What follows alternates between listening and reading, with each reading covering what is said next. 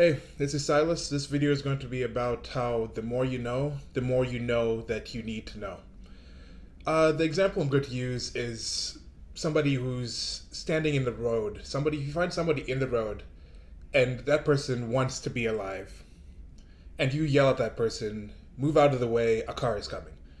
If they know what a car is, if they know what you've said, if they know that they want to remain living, the rational thing to do would be to move out of the way so you avoid getting hit by the car. Now, if this person stays in the road, then arguably some of those things, those three things, can the person truly say that they know that they're in the road?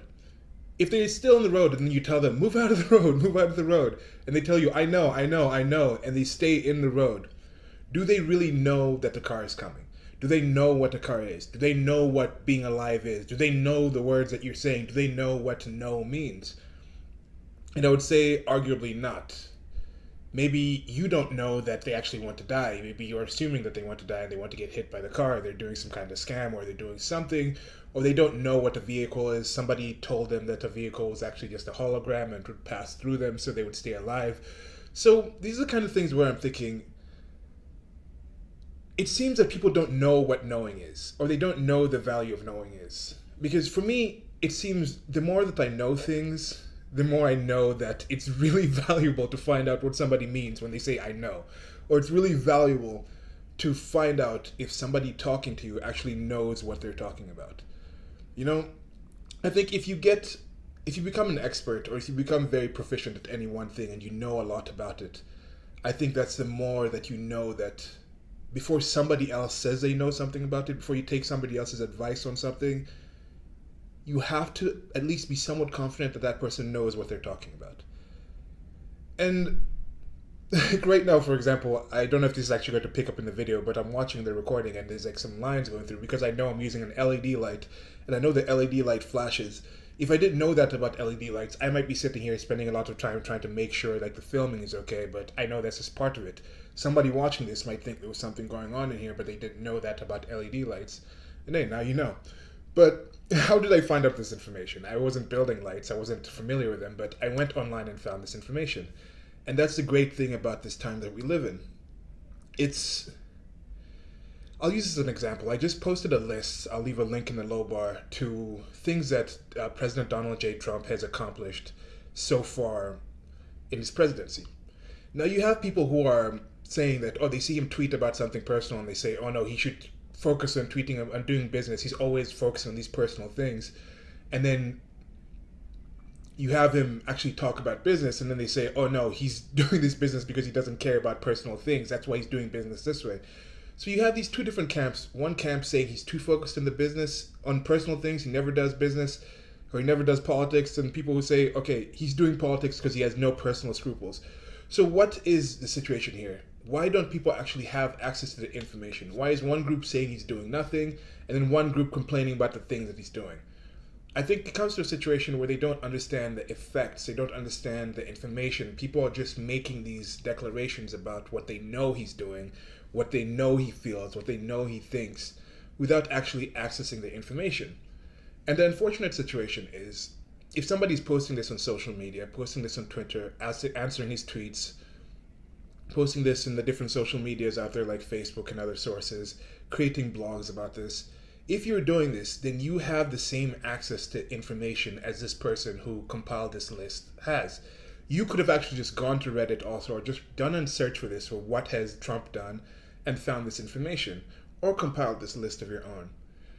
So in this time where we have this unprecedented access to information, speaking about things you don't know about is getting more and more inexcusable as we go. One thing I will admit is I think people do still think that certain sources in the established media are giving them information that they think these people have actually done the due diligence and done the research and found the sources, and are telling me something from an expert, knowledgeable position. When it comes to it, when, for example, the Google memo, the one I just read in a previous video, the media sources that were talking about this were just a lot of sources did not even provide links to the actual source. They did not quote the actual paper.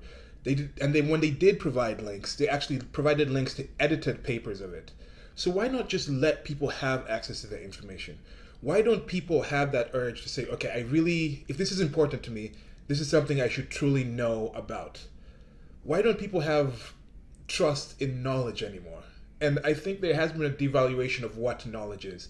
Somebody is told a very base level of something. You go through an education system, or indoctrination system, or a schooling system, whatever you want to call it now.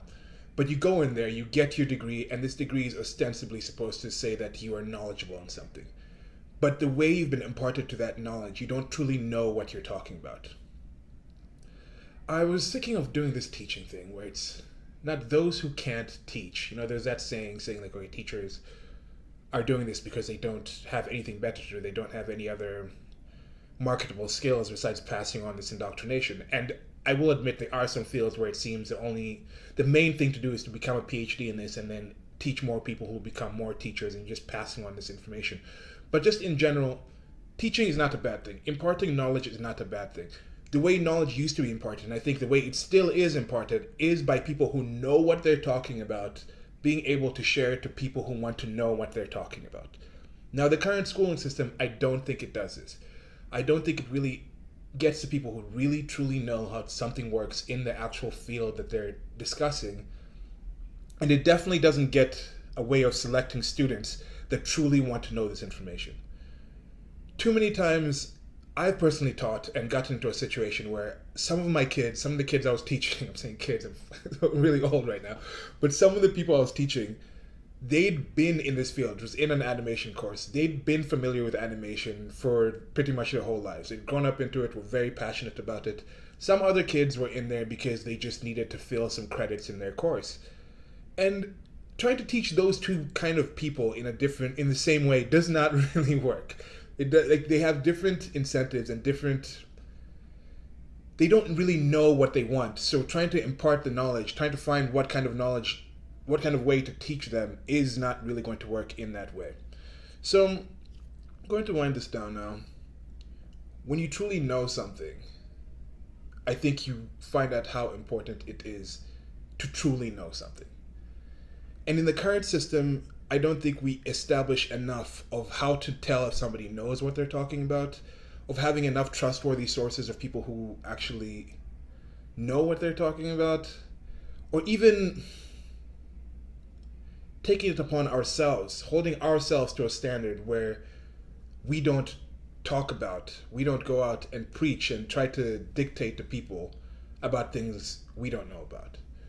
So that teaching thing, I think instead of saying those who can't teach, I think we need to get back to focusing on those who can teach. Those who know what they're talking about are the ones who are able to impart actual knowledge about whatever field that you want. And now the great thing about that is with the internet, with this access, is anyone listening to this has the access to pretty much all the information you could ever want. So yeah, until next video, if you enjoyed this, like, share, and subscribe. There'll be links in the low bar to that list I mentioned. And yeah, goodbye.